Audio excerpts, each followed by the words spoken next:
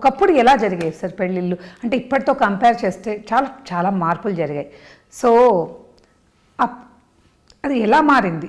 అప్పట్లో పెళ్లి జరగడం ముందు ఎలా ఉండేది? ఇప్పుడు ఆ మార్పు, ఆ చేంజ్ ఓవర్. ఒకప్పుడు 5 రోజుల పెళ్ళిళ్ళు ఉండేవి. అంటే నాట్ జస్ట్ పెళ్లి ప్రాసెస్ సార్, దాని ముందు అంటే ఇప్పుడు వీళ్ళిద్దరికి పెళ్లి చేయాలి అనుకునేది కూడా దాని అంటే ఎలా? అందులో నేను 5 రోజుల పెళ్లితోటి ఓకే వెనక్కి వెళ్తాను. ఓకే, 5 రోజుల పెళ్ళిళ్ళు జరిగాయి.